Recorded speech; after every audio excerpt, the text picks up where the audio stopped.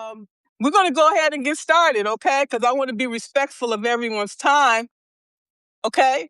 So today, Margaret Williams here, the publisher of the Empowered Leader, and I help marginalized leaders increase their impact, their influence, and visibility, okay? So we can achieve our overall goals and get the growth that we deserve, okay? So today, I'm honored to have Will Fullwood here with me today. We're going to be talking about building an anti-racism movement, okay? So, Yes. yes, we need that, all right?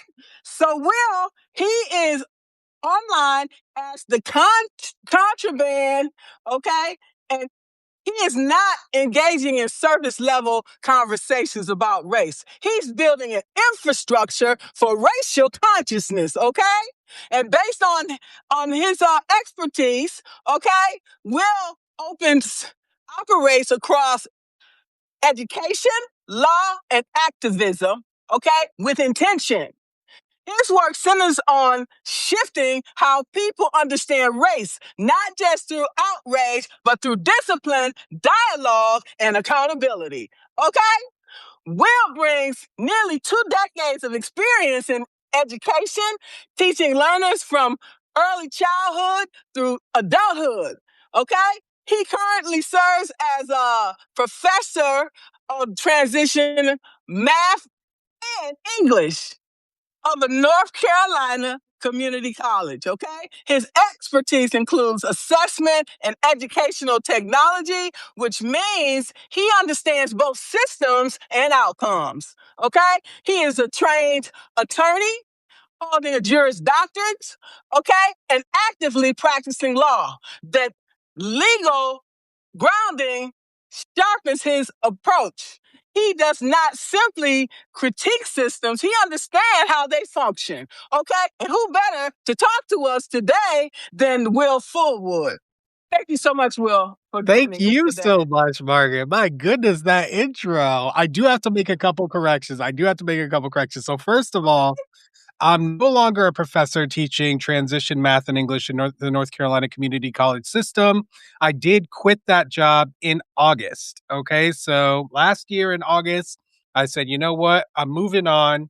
I'm going to spend my full time working on building this anti-racism movement that we're going to talk about today. So even though I love, the kids and the adults that I taught over the years, I have so many great memories and so many people have told me the impact that I've had, which has really just been a wonderful joy to be able to give people, get people through the difficulty that learning can be, right? The struggle that it can be. And to have people, so many different people from so many different walks of life tell me that I made an influence on their learning in a positive way, it's just something that really helps me move forward while I'm educating people in a different space.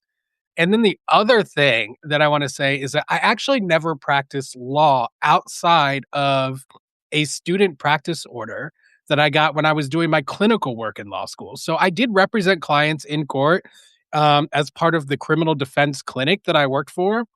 However, I never practiced as an attorney because I got gate kept from actually getting a job as an attorney. And if anyone's interested in hearing that story about me getting gate kept, it's out there in many places on my Contraband Wagon Substack, on my YouTube channel, so you can check all that out. But yeah, I never was able to actually show people what a amazing attorney that I could be in the courtroom outside of, the schooling and the awards I won for the school and like the people I did get to represent through my clinical work. So it was a disappointment, but life is a journey that leads you where you need to go. You know what I mean? And it led me to the decision to create an anti-racism movement and kind of let a lot of the traditional careers and pathways that I had been trying to follow along, trying to let that stuff go and realize, you know what? I need to build my own thing, because I was always trying to twist myself, contort myself, squeeze myself into different places, into different careers, into different jobs, into different people's projects, and ultimately I have my own project I've been working on since I was 6 years old. And I was like, you know what? Maybe I should probably lean into that. It only took me, what, 30 years to figure it out. Hi, Eric. Hi. Uh, so, yeah. So, yeah, that's what I want to talk to you about today. Tell me how this anti-racism thing that you're looking at, okay? This movement, how does that differ from what you're already working on? So, basically, the movement, it really doesn't differ than that much from what I'm already working on. But what I'm doing is I'm expanding the work that I'm already working on, right? So I'm increasing its effectiveness, I'm increasing its reach, and I also want to create a situation where it's known that I'm creating this environment for conversations on race and that it's a safe environment.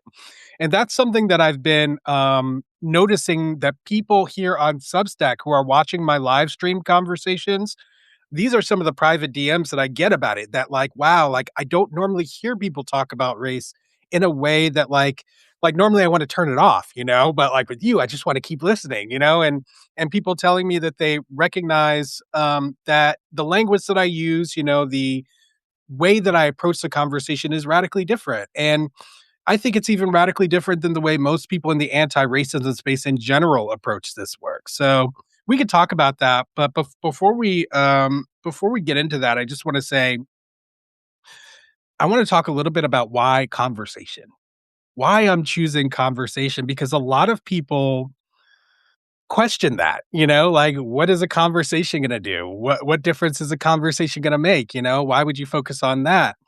And I want to talk a little bit about conversation as a vehicle for education and empowerment, right? Because as a teacher for all these years, right, I got to see so many different moments of enlightenment, right? So many moments where students went from ignorance into knowledge, and then the joy that that brings, the excitement that that brings, the curiosity that it sparks. And I have been the catalyst for a lot of those moments, thousands, I would say at this point. And yeah, I want to say that it gives people hope. yes. Yes, because when you're empowered, right, you feel hopeful because you feel like you have the power to actually transform your world. And that belief, right? That belief is the foundation of hope, right? That you can actually make a difference, that you can actually change things, that with your own individual power something can happen. And yeah, I love seeing that. I love creating those moments for people. I love watching the joy that it brings. Um and it didn't start when I became a professional teacher, Margaret, like it started a long time ago. Like back in middle school, I was a peer mentor. So I would often have student conflicts and I would be the mentor there, kind of working them through it, kind of helping them illuminate what went wrong and how we can make changes. I was always, even back in second grade, I was the one who my math teacher had go up to the board and teach the class a mathematics concept. I was even doing it even back then, right? Because um, I really always, from a young age, experienced learning, right? From my father at home, who taught me mathematics before I ever entered kindergarten. My mother, who was really showing me how to show up in the world with values and live out those values. And, I just kind of loved learning. I love those moments of learning for myself, those moments of realizing, oh, wow, this is how things really are, and I wanted to share that with people, right? So it started at a young age. And then what else started at a young age was my recognition that race was something that most people were ignorant about and something that there was a lot of misinformation and disinformation about. And I figured that out because this 6-year-old little boy in the hallways of Fayetteville Street Elementary School in Central North Carolina, where I went to school, he said, "Why don't you act black? Why don't you act black?" And I said, "What do you mean by that?" And he said, "Well, you don't curse." He said, "Well, you get good grades." He said, "You're not in a gang." And he just started rattling off these qualities that for him, he believed that's what made someone black. That represented blackness, you know? And for me, what I had learned about race at that time was that race was a thing of the past, right? We categorized these people and there was all this oppression, but we fought it with Martin Luther King and we won, you know? And that was the story that I was told. But then this little boy telling me that that's what he thought blackness was, I was like, well, that doesn't make any sense because if we won and this was over, this child would not be thinking of himself and his blackness as all of these negative qualities. And so it also made me realize that all the adults who I had talked to up to that point in my life, 6 years old, about this subject matter had told me the same wrong thing, that it was something of the past.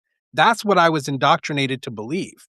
You know, when I was growing up, Margaret, I was being told that we're in a post-racial society, that we had gotten all past it, you know? And I believed it because why wouldn't I believe it, right? Because this is what the people I trust and who are in my social circle are telling me.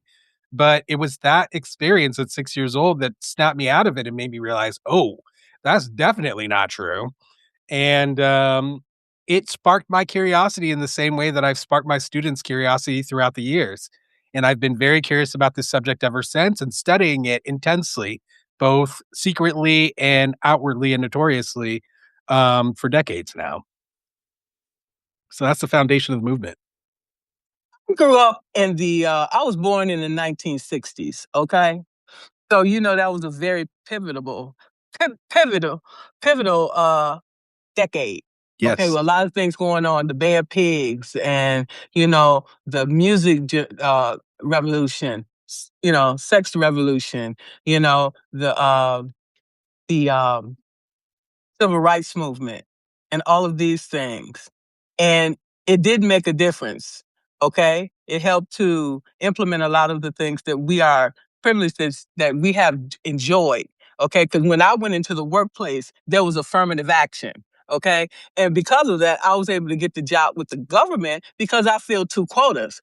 I was black, okay, and female. So the organization was not required to hire anybody else. They fulfilled their quota.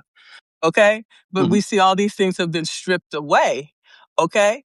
And so we have found a way, we have been resilient. And whatever is taken away, we have figured out a way to get our needs met, to get what we need to take care of our families. Okay. mhm.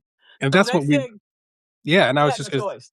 yeah, exactly, and I mean, it was survival, right? And we did figure it out, you know? We did figure out how to make it through this oppressive environment that was curated specifically to stop us from getting jobs, right? To stop us from getting housing, to stop us from having access to good food, to stop us from enjoying clean air, right? All of these things. And we still survived it. Not only did we survive it, but we created so much beauty out of such a terrible situation, right? And I think it's so relevant to what we're experiencing now, right? When we're having it be revealed that so many people in power, positions of power, are rapists, are murderers, are cannibals, are everything else that you can imagine, right? And finding a way to fight back and still find joy, that's something that us and our ancestors have learned well, right? And so it's prime time for our experience to come into play as in the days ahead.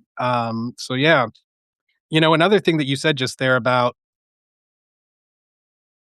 you know stripping away, I believe is the phrase that you said, and I think that that's a really good phrase for what we're dealing with right now. We see that Black people, women are being erased from history, from military history, from scientific research, from, from monuments, from museums. I mean, there is an The bases, intentional oh, yeah, there's an they intent returning the names. I'm sorry, they're returning those Confederate names to the bases where when we serve. Okay. that's right, that's right. Rewriting history before our very eyes. And it's sick stuff, you know, very I mean, the word is evil, you know, like in my opinion. I think that what we're seeing is just the reflection of the machinations of evil, um, Okay, yeah, go we ahead. can't we can't leave out the LGBTQ. Okay, also. 100%. Okay, Oh yeah, absolutely. and as a gay man myself, and as someone who's been fighting back against that, you just reminded me that back in undergrad, Margaret, I was part of this network called the Pride Network. And we used to go around to different various I was in Rochester at the University of Rochester, and we used to go around to different places in Rochester and give these presentations, so people could educate themselves about the LGBTQ community and ask questions. And I got some of the most ignorant questions you could ever imagine, Margaret. But, people just didn't know, right? And people were ignorant, And so it was such a privilege, again, in that scenario to be able to be like, hey, listen, I hear that this is what you're thinking, but that's totally made up, right? This is we don't pop out of the ground and like whatever else people are thinking. And Watermelons, like right, watermelons. right. Watermelon. I know. And so yeah, it's I've been doing this work for so long, right? Like just helping people discover truth, and find a way to truth. Because the truth is a huge value for me. I've always valued the truth greatly. And as you can see currently in 2026, the truth is under heavy attack. Let me ask you this: whose Mhm. truth? Because they say their truth is real, and ours is like made up. Okay. Well, I don't really go by what they say because they're evil, right? And the foundation, yeah, and the foundation of evil is lies. So, I mean, I don't really care what a liar is telling me what the truth is or not. And I don't recommend that anyone believe that what I'm saying is the truth either, just because I said it. The truth is something that exists outside of us. It doesn't exist because we said it or because we created it or because of anything like that. The truth is not dependent upon who says it or who experiences it or anything like that. It is completely separate from us. The truth would exist if all of us died. Okay. So we need to keep that in mind sometimes and realize that no individual person represents truth. The truth is its own thing. Okay. That can either be used for good or it can be used for evil. And everyone needs to focus then on what are your values? What are your values? If you value truth, if you value truth, then the truth will work for you. It will be your shield. It will be your guide. But if you disrespect truth the way that these people in power are doing, right? And just playing in our faces, lying to our faces constantly, um, yeah, ultimately it's gonna eat them up. It's eating them up inside and outside. You can see their faces get contorted, you can see, them get sick. You can see them, the inner turmoil sometimes and the cognitive dissonance that arises when they're trying to speak. They can't even get the words out right. Um, the hypocrisy, right? It transforms them into something disgusting. And but if you lean into truth, it's the exact opposite. You'll be radiating, you'll be shining, you'll be a beacon of light for other people to find, And that's what I hope to be when I'm creating this anti-racism movement. A beacon of truth, and hope, like you said earlier.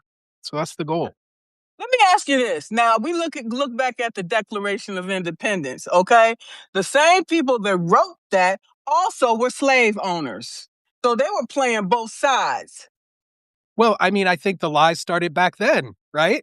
The same foundation of lies that we're dealing with now started way back when they say, listen, all men are created equal. And then they created a legal system that systematically oppressed certain people who weren't considered men, women, the LGBTQ community, racialized Black people, Native Americans, all immigrants Immigrants. to this country. Exactly. And I mean, the lies started from jump.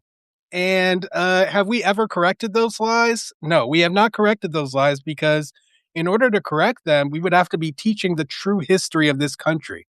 And the true history of this country is a history of oppression that was fought against over and over and over. It's the only narrative of this country's history that actually makes sense. But instead, we're taught, oh, we're the greatest country in the world. Every other country, we're the envy of every other country. that we're the best and everyone else is the worst. Like we're taught this BS story about the country. Our founding fathers were the greatest people, and created the strongest constitution. Meanwhile, our reality right now, right, is that our constitution is being completely destroyed, that it's not being followed by the people who are supposed to uphold it the most. The Department of Justice, the President of the United States, like Congress. These bodies were meant to be a reflection of the values enshrined in the Constitution, and they were meant to execute based on those values. It's not happening. It's not happening. And the reason why we can get to a point in our history where that's not happening is because of how it all started. Like you just said, it all started with a lie. It started with the lie that we want to create a free society where people are able to seek life, liberty, and the pursuit of happiness, where their right to speech, to assemble, to press, to protest is going to be protected, where they'll be free of search and seizure, unreasonable searches and seizures in their homes and in their bodies. All of this stuff has gone away. So what the hell is going on in today's world? Okay, how can they come in and trample on our rights and on our liberties that has already been enacted and say, okay, we are equal? Based on what? The answer to that, how? We don't have equal health care, okay, education system, okay. I don't even know if you can even apply for even grant student loans. I'm glad I'm not applying for no more student loans. But I'm just saying, everything is just being stripped away Yeah. for us. Okay? They said, well, y'all figured it out a long time ago. You can figure it out today. But why should we have to go through that when you're giving everybody else all these advantages, and we have to make it? We have to accept the crumbs that fall from the table? I don't think so. That's the reason why I went to school, to get first an associate's degree, then a bachelor's degree, and then a master's degree, because I was told I wasn't good enough to come into these rooms, okay, because of the color of my skin. Okay, because I'm a female, and I don't know 1+1. I can't. I'm not smart enough to understand the conversations that are happening in these rooms we aren't invited to. That's right. And that's how they treat us, right? I was treated the exact same way, like I wasn't enough. And I also was trying to get these degrees to try to prove myself, right? To try to say people, listen, I can be there just like you, like getting my bachelor's, getting my master's, getting my law degree, like, but also my journey was one where I was always wanting to investigate what was going on because I knew the lies.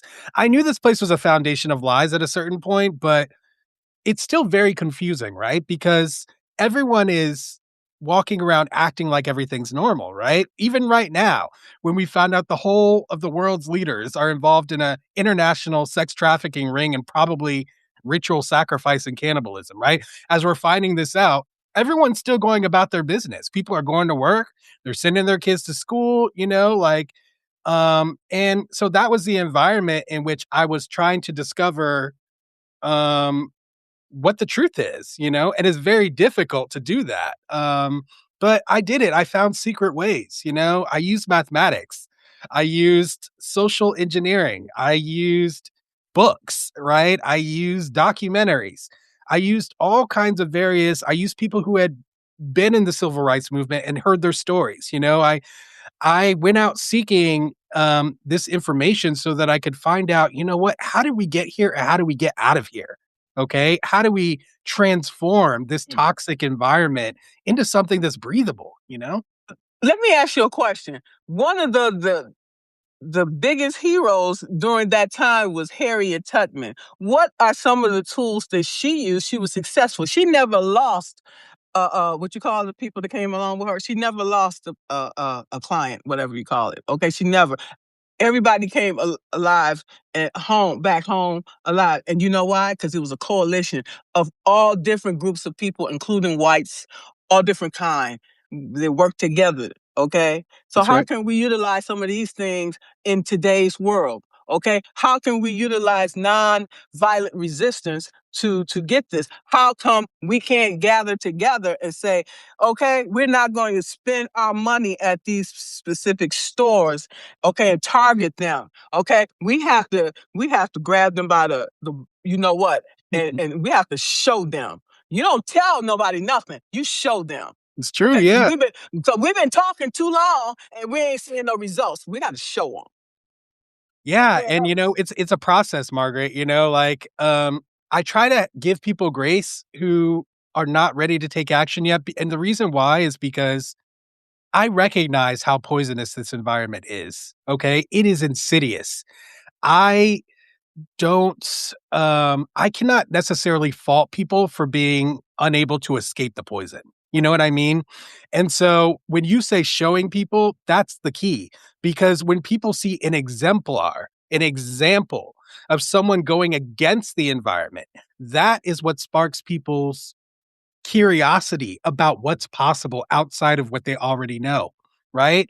But this environment is trying to teach people not to be curious. It's trying to teach people not to be critical thinkers. It's trying to teach people to just go along with whatever is said so that they accept violence, so that they accept racism, so that they accept sexism, so that they accept transphobia. They want people to accept these things so that then they don't have to be held accountable for their violence, And it's a very it's a like I said, a very insidious design, and the only way that we can push back against it is to have people curious about another way of living, another way of being, a better environment that we could actually be in. And unfortunately, that's gonna take a really long time because, um, we've cultivated this toxic environment for a really long time, and a lot of people have become accustomed to it. Almost like, almost like a blanket shuttering themselves away from the world, and Bec- yeah, because people are numb and people really are exhausted. I'm exhausted from since he got into office. Every day is something else, and I'm like, oh my god, I can't keep up. Okay, and it's consuming us, and yeah, it's done like that for a reason. So while we're looking over here, they stealing all the money over here. Okay, right. so they say that the social security system is going to run out of money by 2032. Okay, so what the hell are you going to do about it? Yeah, and as you can see, they're allocating billions of dollars to military and law enforcement, right? And ICE. I mean, ICE alone, the money that they've been allocated could solve, homelessness and hunger in the United States. So, I mean, it's representative of where this country's priorities are. We have to keep our eyes open and realize that these people want to hurt us. They actually want to hurt us, and it's a difficult thing to accept that your own government is after hurting you, right? That the cruelty is the point. This But this yeah, is narcissism at its finest. You know narcissists, I do. I okay? do. They're manipulative, okay? They'll tell you anything and make you believe that red is blue. That's And if right. you stupid enough to believe it, that's to their advantage. And if you don't Okay? believe it, then they'll punish you. So it's a very difficult scenario to be in. And so that's why I have grace for people, but this is why I think conversation, right, is a vehicle for opening up people's minds, inspiring curiosity, giving people hope and empowerment, and then allowing them to take some of the actions you were talking about earlier, boycotting corporations, right? Not spending their money there, not deciding to withhold your kids from school sometimes in a strategic fashion, Like we need to start breaking this system down and demanding action, demanding accountability. And people need to start being accountable for themselves and going through a process. So this is a good segue actually because this is why I'm creating an anti-racism movement, okay? Because it's not just about white supremacy as a system, which is an evil, insidious system that has been dictating outcomes and people's life experiences for generations now, okay? It's not just about that though. Okay? It's about how we actually like the sequence we need to go about in terms of changing things. we can't expect people just to all of a sudden one day, right, radically change the way that they're living, radically take different actions than they have been taking because it's just typically not what happens. Most people are not able to make radical changes even after enlightenment. Okay? That takes time for people to, grieve the former person that they were, grieve the former life that they had, and then step into something new, right? And something hopefully better and more positive. So if you think about it in the race context, where can that happen? Where can that happen? It can't happen at people's homes for the most part. Most people in their homes are not having discussions about race. They are not reckoning with race in a way that is truthful and that has integrity. And part of that is just people have ignorance. There's a lot of ignorance within people's own homes, about this subject matter. And most people haven't done the work in general from any generation, I would say, Let's keep like, it go let's ahead. keep it real. A lot of people just don't feel comfortable talking about it. Of course, there's shame involved, there's guilt involved, there's fear involved, right? All these negative emotions. And so we don't even get to the grief part, right? Of giving away that life when maybe you were an agent of a system of white supremacy without even realizing it, right? We don't even get to that point where people can acknowledge that and grieve it because we're so far from people understanding what white supremacy is in general and how it connects to their own personal life experience. So that is part of the movement I'm building. And that's why I'm utilizing conversation because conversations about race open people's minds up to the possibility that they were fooled, that they were betrayed, that they were lied to.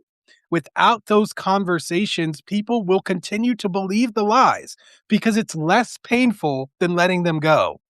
And that's part of the insidiousness of the system because it knows that once it has you, once it's ensnared your mind, that it's much more difficult to for you to escape that snare than it is for you to never be ensnared in the first place. Okay. And I want to change that dynamic. I want to transform that dynamic so that it's not that the snare is not permanent, that there are places people can go to become unsnared, to free themselves, to understand the betrayal, to grieve the betrayal, and to transform themselves into a person who has the possibility and the hope in their heart to be able to imagine a new future, one in which we actually respect people's humanity, where we detoxify our environment and create an environment of human flourishing. And those are the people who I'm looking for out here when I'm doing my movement work. I want to talk to them. I want to support them.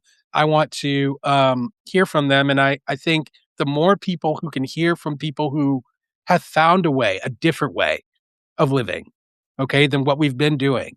These are the leaders of the future, in my opinion. I just want to say this. Out of all the people here, uh, racism has affected me considerably. If it hasn't affected you, then you are blessed because majority of people in the world, it has affected them negatively in many ways, which affect us mentally, socially, financially, spiritually, in every aspect of our lives. It touches. Oh, yeah. Oh, yeah. And I would even argue, Margaret, that people who think it hasn't affected you, you're probably wrong. Okay. You may have had a great life. Your life may have been wonderful. Maybe you had all the money you needed, you got all the opportunities you needed, this and that. But I promise you that something was stolen from you by way of this system of white supremacy, despite your wonderful life, because you did not have communion with Black people at a human level, because that is something that you were robbed of. And what you were robbed of there was making an empathetic link to other human beings and having your empathy be narrowed to a certain group of people. It happens without your intention, without your knowledge. That's the way the system works. You can be doing it without even realizing it. And it's very scary for a lot of people to think that something can be happening to them and they don't know about it, right? But in reality, that is there is and white supremacy isn't the only system that works on us that way, right? The patriarchy works on us that way, you know, you know, a lot of things work on us that way. There's these external influences that kind of seep into our minds and slowly transform us over time that lead to sometimes us taking action that we don't even want to take, right? Like I actually talked to someone recently on my show, Margaret, who told me he was like, the way that I kind of started deconditioning myself, this was a racialized white man who grew up in a small town with almost exclusively all white people. And he said the reason decided to kind of educate myself and to escape that environment was because he didn't like the person he was becoming. He saw himself, he self-reflected, saw the person he was, saw the person he was going to become if he continued down this road, and he was like, "I don't like that. I don't want that for myself." And that was the catalyst for him, right? So, it's that self-reflection piece that people have become willfully against engaging in this context, in the race context specifically. And I really wanna bring that back because I think a lot of people have an idea of what it means for them, right? If I go down this road, if I self-reflect, I'm gonna be feel all these terrible emotions. It means that I'm a bad person. It means all these things about myself, And ultimately, when I have these conversations, I've had over 150 now, and people always comment about how positive it was and about how they thought about things that they haven't thought about in a long time. Sometimes people cry, right? And they're grieving. They're grieving that person who they were holding on to, that person who suffered through the system, that person who suffered racism, that person who felt powerless in the face of racism and felt like they couldn't do anything. That person who self-reflected, saw themselves and was disturbed. That person who was abused when they didn't go along with the system, the person who had to flee their own country just to get away from it. There's so many stories out there of people and the trauma that they've endured trying to escape white supremacy that they don't get to share. Where do they? Had to walk away from my $130,000 government job because of racism, because they was intimidated by me. Okay. You sought me out. I'm highly, uh, you know, uh, able for this job. Okay. Yeah. So then you even talked to my previous supervisor who said, yes, she's highly confident and she can do this job. So they hired me to work on a $400 million runway project, but I wasn't good enough. Okay, they had to find a way to fire me because they were jealous of my knowledge and expertise. I didn't want their fucking job. Okay, I came there to have a place to sit for 3 years because they paid $15,000 to bring me back from Israel because I wanted to get my high three. That's why I moved to Alaska. Mhm, Okay. mhm. I just wanted to do my 3 years and then retire. Okay. So I would have had this coming July, I would have had 40 years of service, but they found a way to get rid of me instead. Like 8 or 9 people, it was more than that, banned against me. Okay? She did this wrong. She did this wrong, did this. And they talked to everybody to compile this report. Okay. Oh, well, we're going to talk to you about your performance. I'm like, okay. All right. I already had already in my mind, all my stuff was packed. I was ready to go. Okay. So I'm like, you're not going to fire me at 39 years of service. I don't give a damn what you do. You come up with all these things about, oh, well, she did this and she did that. Try to, your credibility. They try to take your everything. Okay. You think I'm going to let you take me out? Okay, when somebody getting ready to retire, they want to retire on the top of their game. If you're playing NFL football, you want to end on a positive note. Yeah. But you got all these people coming for you to make sure that don't happen. Oh, yeah. It happened to my mom. It happened to my mom, Margaret. She spent all these years working as a nurse, helping people, taking care of people, critically ill patients, mentoring other nurses, and whatnot. She just has done so much incredible work at the hospital. And they ended up pushing her out, man. They ended up pushing her out right before retirement. And the crazy part about it is she still works for them. She got pushed out and then she went back and they hired her, so because of when they pushed her out, she got less in retirement. Okay. And then she ended up going back to work for them because they needed her, because they need her expertise, and it's so frustrating for me.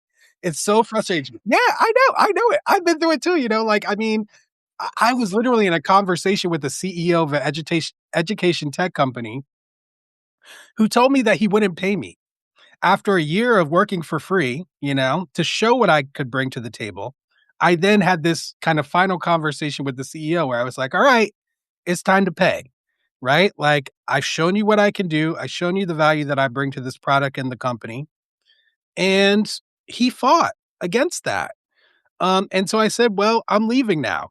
And you know what's crazy? He then said, "Oh, but you have all these things that are quality that we need." So he's making the argument that I just made to him back to me, and I'm like, "What is this?" Like, I'm like, it's like our worth cannot be acknowledged by these people because they've been programmed, many of them, to not see it. And I've been in so many situations, Margaret, where I see people struggling with the cognitive dissonance of the image they have of me in their mind, the idea of who they need me to be in their mind versus who I actually am, who they're sitting across from, who they're speaking to and looking at.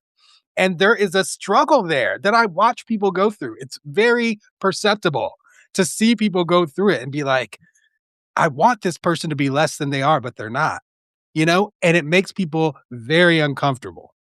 Yes, because you know why? Because they're insecure. That's their shit. You you deal with your shit, okay? Don't put that shit off on me because you feel like you less than.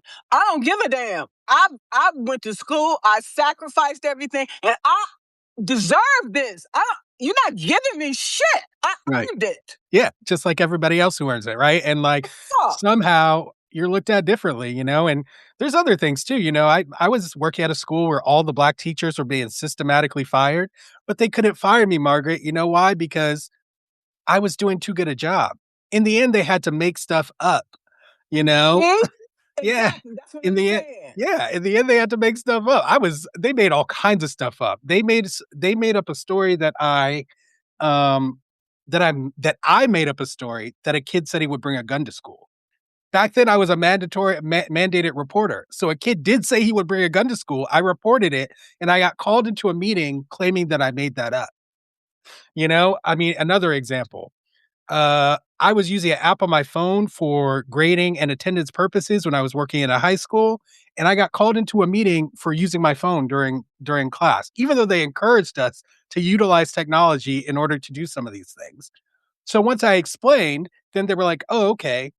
Then I go into my mailbox and there is a letter in there that has been written up about me using my phone, and it's like a disciplinary letter about the same thing we just had the meeting about, and they said it was cool. And they still put a letter, they still concocted this, breadcrumb trail so that they could try to say that I wasn't a good teacher, that I wasn't, a good professional, and They yeah, were compiling this file against you so they can say you are fired. That's that's what they right. were doing. That's right. Okay? Yeah. Yeah, and They were it's they were sick, gaslighting you flat out. 100%. People gaslighting you and they like, what's wrong with you? Yeah, Okay? Then they turn the shit over to you. Like you the one that's stupid. No, that's right. I'm very smart. And I'm gonna show you how smart I am. I'm gonna get the hell up out of your place because once a person show you who they are, believe it. The shit goes downhill from there It's because true. they trying to see how much they can get away with. If you let them get away with that shit, then they gonna continue to keep adding more shit to it, and then you're gonna say, "Look, I'm tired. Y'all can have this fucking job, okay? Because you killing me. And that's exactly what happened. You ain't paying me enough money to take this abuse and do the job too. Fuck you." Listen, there's no amount of money anyone could pay me, and I hope that other people watching think this as well. Like, y'all, you don't deserve to be abused no matter how much someone is paying you, okay? Your humanity is far more important than any dollar amount that anybody could give you, okay? And it's more powerful than money too, okay? What we have to realize on our side is that we do have power, y'all. Okay, we may not have the money that these people have, but we have more power than them. We just need to figure out how to organize and activate it. And that is why I'm creating an anti-racism movement, because if people can learn to decondition themselves from this system, to separate themselves from the system and understand what distinguishes their own humanity versus the system of white supremacy, because it's been confused, it's been intertangled in a way that people are unable to separate it. Okay. So once people are able to separate that, then a choice becomes available to them that was stolen from them. And that choice is, what are my values? What are my values? In this country, people get indoctrinated to believe that the values stated in our Constitution and our Bill of Rights, that these values are the actual values that the country runs under. So they never actually consider what their own individual values are, because they're like, okay, well, I'm a good American. I'm doing the American thing. American values are great. So therefore, I don't need to spend time thinking about this. And it's an insidious way of indoctrinating people into evil slowly over time. And we need to interrupt that process. And I plan to interrupt it by creating conversations all over the nation where we can actually go ahead and openly speak about this betrayal that our country over generations has facilitated in order to create an environment of dehumanization, a lack of care for human life.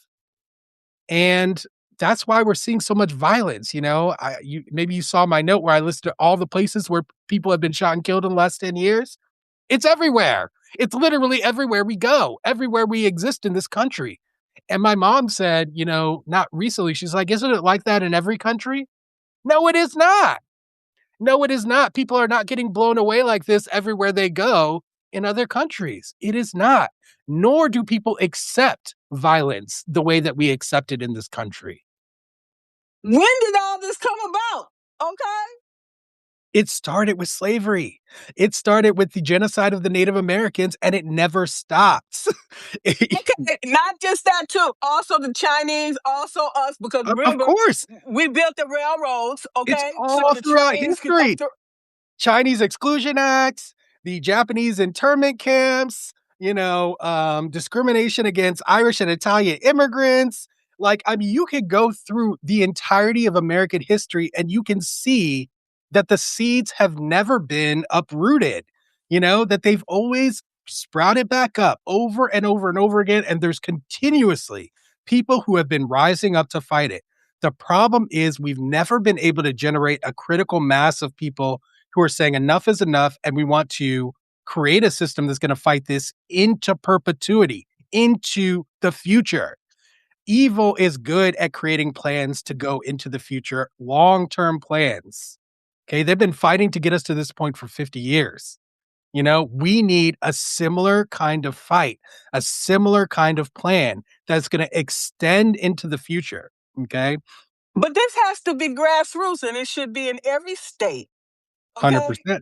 100%. Yeah, it's got to be grassroots. And that's why, I'm not finding the networks that people have already established, Margaret. Like, I'm not trying to enter myself into an already established network. I'm building my own network.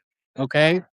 I have to. You have to, right? Yeah. Good. But we have to keep in mind about the Panther movement, how J. Edgar Hoover, he brought in infiltrators to take down that group. Of course. Okay, from the inside. So you have to be careful about that. Because the most times the people that take you down is the people that's closest to you. So you have to be very, very careful who you have in your inner circle. And this brings me back to what you said earlier about Harriet Tubman. Her success was based on the fact that she was able to distinguish who was with it and who wasn't, who was down and who wasn't down. It is one of the main reasons why she found so much success. And, she wasn't like mean about her or anything, but she was steadfast. She was steadfast in her values, right? And so she could easily distinguish when someone's values did not align with hers And she acted on that difference. Okay. She excluded people whose values did not align, and she accepted people whose values did align. And that's what led to her success. That's what And led she to her to never find all those people.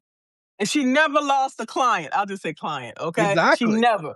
And like you Okay? said, it was a multiracial, multicultural, movement, Movement. right? And Yes. she was able to find all those people. What did they have in common? Not their race, not their sex, not their sexuality. It was their values. That's what they had in common, and that's what brought them together and made it work. So, yeah, my goal for creating this anti-racism movement is to bring people with the same values together, okay? And empower us so that we can do things together and work with each other.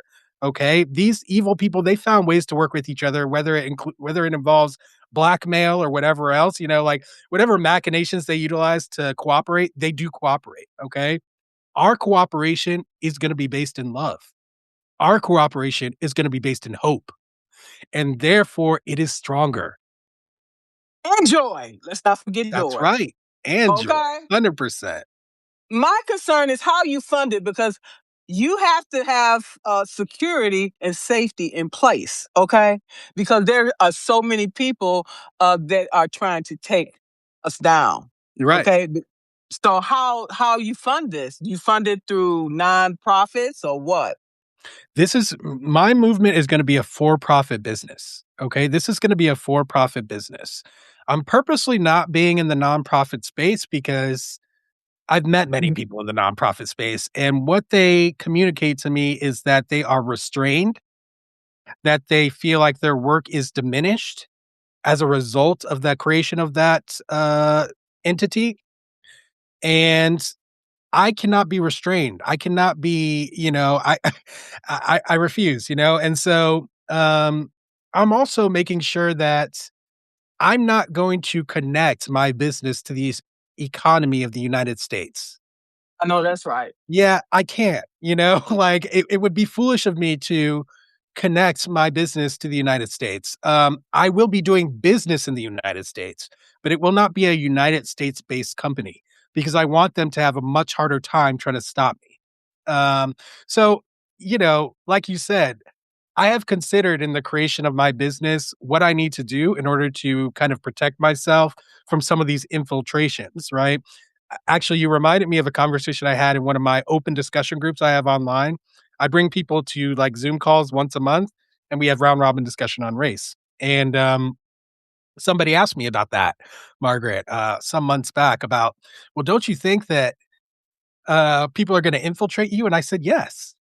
I anticipate that infiltration will occur, and I have plans for that, okay? I have plans for my own demise, Margaret, okay? Like, I have I'm very much a problem solver and a planner, and, I am, indefatigable, and I am ruthless, and and I am persistent.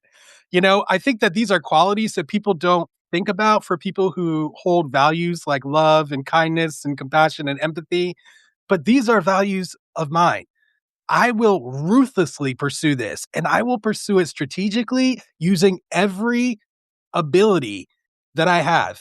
And people have been underestimating me my whole life, right? And I've never failed, despite that.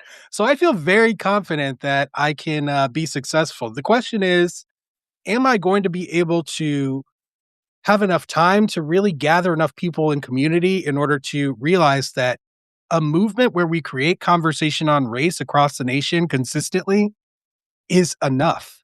That is enough to decondition enough people, get their curiosity going. Because as you can see, these evil people, they have to become more and more violent in order to keep people in the dark, right? They have to perpetuate their violence. So as Right. that happens, They're using fear. of exactly fear as a weapon.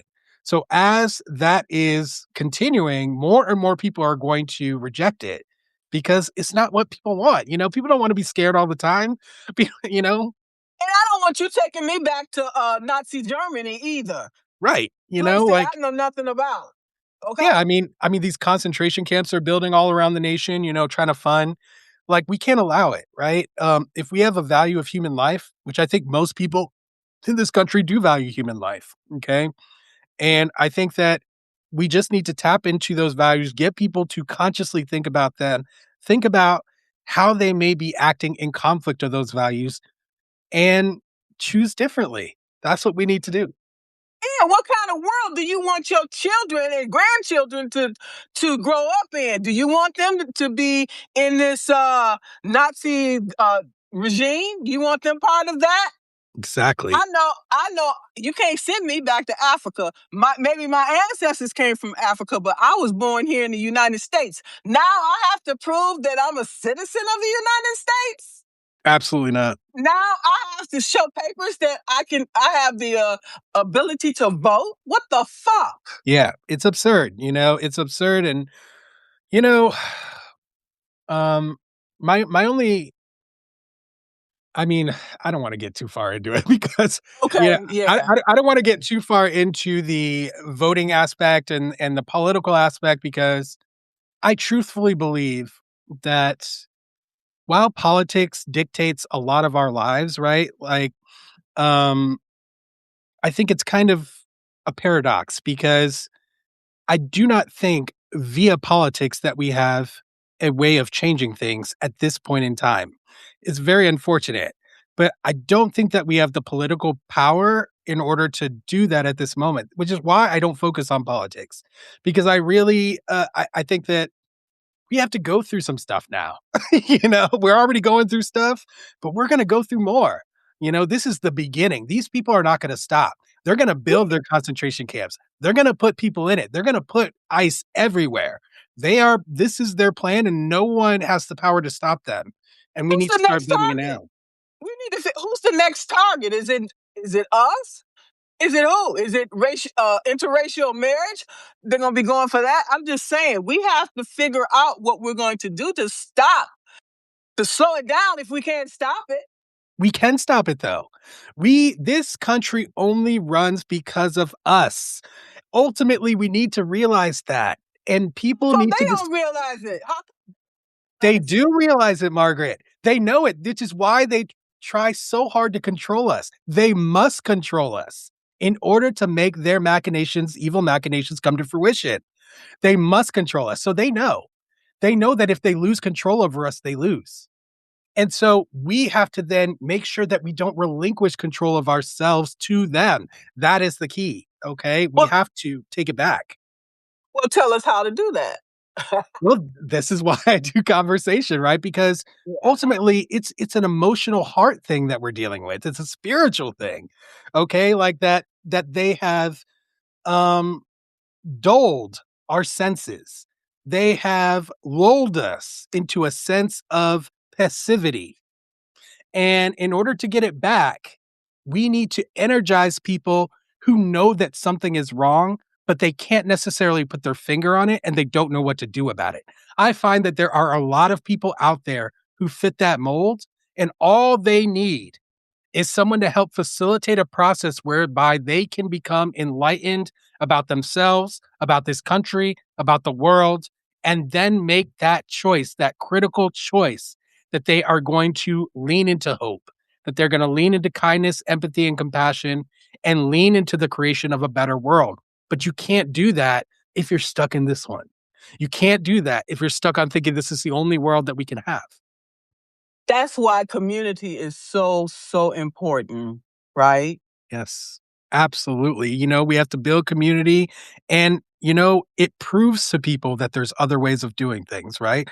Like, for instance, in my community, someone let me, my car broke down, right? I didn't have a car. I needed a car. And a friend of mine's like, hey, we have a car. It's a community car. We got the community car. We used it for a few days while our car was in the shop getting repaired, and we brought it back and we filled up the gas tank for the next person, who might need it. And it's little things like that that start showing you, oh, like I didn't need to go to a corporation and get a car rental, right? Like someone within my community was willing to help me with this. Community gardens, where we're feeding our communities. Weekly block parties where people can commune and they can enjoy each other's company and they can talk and they can build community. Political gatherings, town halls where people can figure out, okay, who aligns with our values as a community? Who do we want to support? You know, building these structures is the next step, and they have to be grassroots. They have to be separate from what we already have. Yeah. So So how were you going to fund it? Like a GoFundMe or something? Had you thought about something like that? so far in my work, I've been funding it myself, okay? Literally just through my paltry teacher salary and stretching the money as far as it can possibly go, right? I've gotten quite far in just doing that, okay? However, you're right. I am gonna need some kind of funding for the future, projects that I'm gonna do. But I will tell you, Margaret, I don't need a lot. I don't need a lot to make this happen. And so, ultimately, yeah, there's ways of funding it. So how do I start with this? I haven't really talked about this publicly yet, so I'm just want to make sure that I put out exactly what I mean and what I want to say about the funding. Um, the same way you said we need to develop these movements in a grassroots way, right? I think the funding is no different. Okay, Right. it needs to be funded in a grassroots way, but I think that what I have going for me, and I've seen a model for this with another business. Um, is people getting other people to fund it. People being the vehicle to get other people to fund it, right? It's part of building community is getting funding. So, when I'm teaching people about anti-racism, right? And I'm teaching people, hey, this is me educating you about the country that you're in, the oppressive history of it and whatnot, connecting it to your present and your personal life experience. People grieve, people shed the fear, shed all those negative emotions, and they're ready to step into a new life, a new world, right? So that is when people are primed to realize that, hey, do I want to be buying that Starbucks coffee every day? Do I want to be spending money on all these apps? Maybe if I choose my values to be a value of anti racism, I can spend my money on anti racism. I should spend my money on anti racism, in fact, because that is something that I value. But getting from where people are now to there is a process, right? But I've seen it work. I've seen it work in other contexts. I've seen people um, experience an awakening and then choose to act as an advertisement, basically, a walking, living advertisement for that awakening for other people in their life. Why? Because we love each other. Because we love each other. And if we love each other, then why wouldn't we want people to have that freedom? Why wouldn't we want people to have that hope? Why wouldn't we want people to be empowered? Why wouldn't we want people to be enlightened?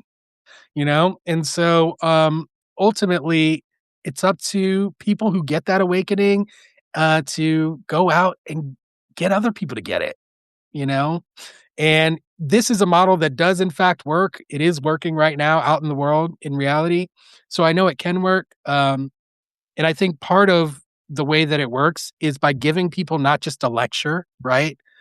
Not by not just giving people a sermon, but by giving people an experience, a personalized experience for them specifically, that you facilitate them in curating for themselves so that they don't even have to question whether this awakening is real, whether something's being happening to them, right? Because they're creating it. You are just a guide helping them facilitate that.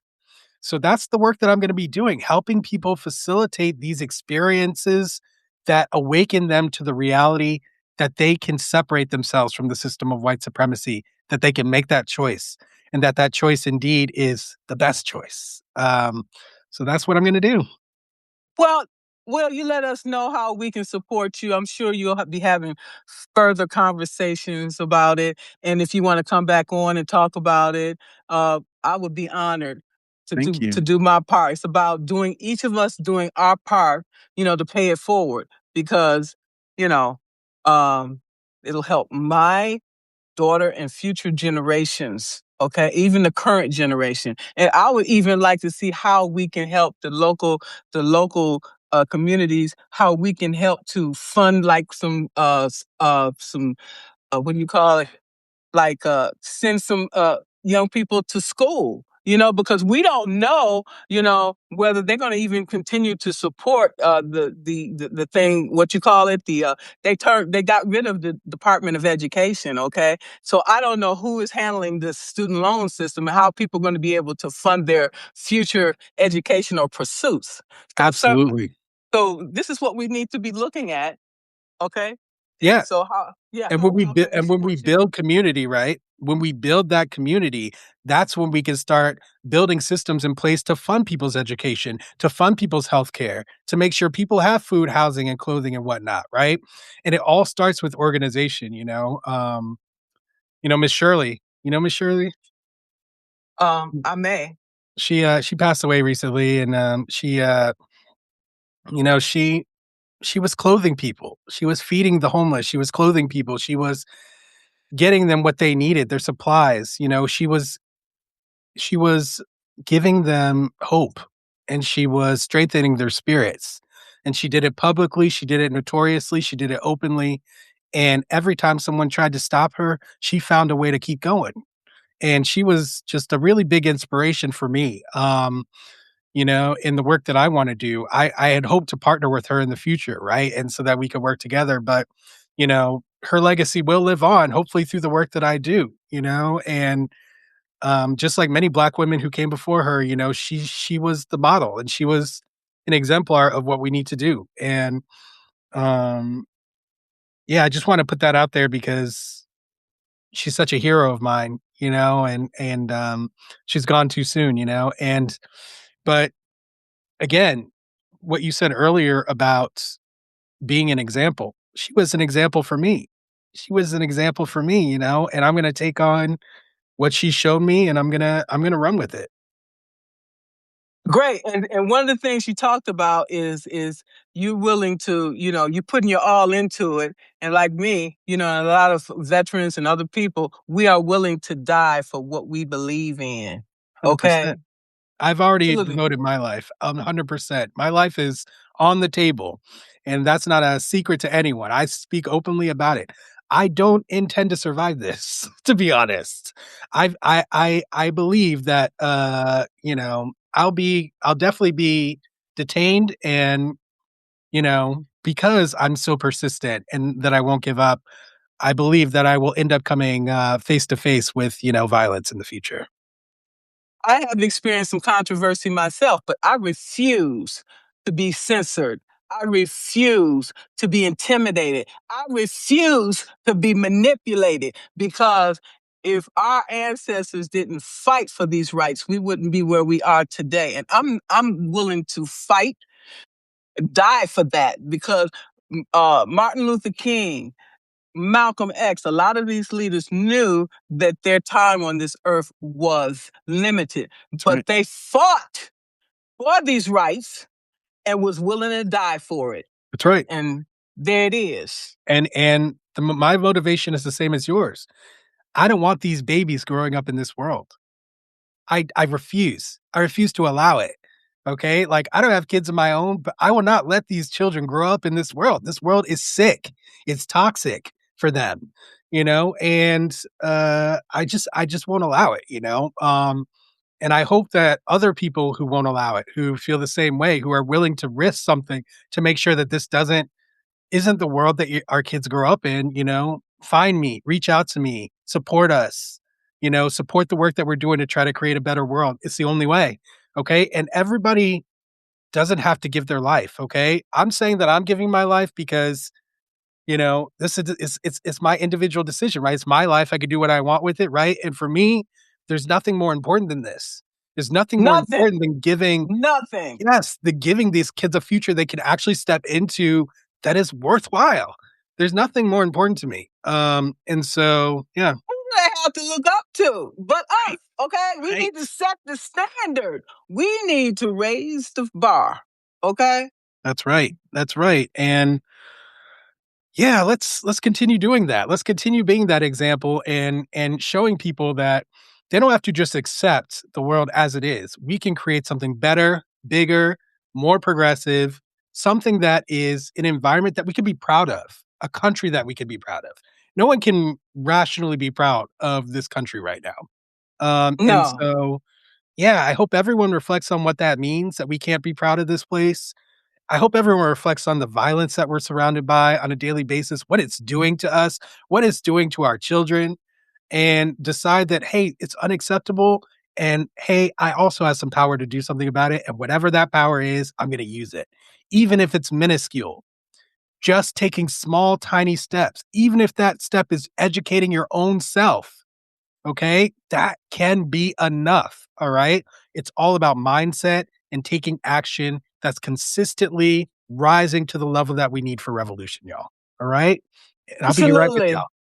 And I'm using my platform for truth, for bringing positive change in this world, regardless of what that means and regardless of the consequences. Okay? We And you're have to doing it. stand for something or fall for anything.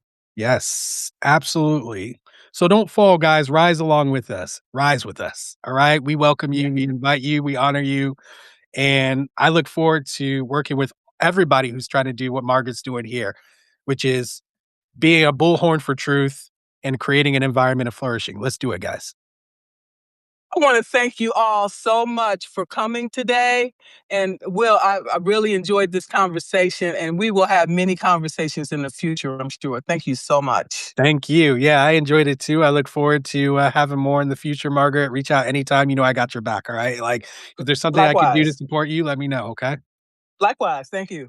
And y'all in the future, look out for our future conversations. We are going to have one, me, Margaret here, Walter Ryan, and Sima Lieberman, also another race conversation specialist. We're all going to be together. Look out for that coming up in about a week and a half or so. Okay. Thank you guys and see you next time. Thank you so much. All right. Bye-bye. Bye. Bye.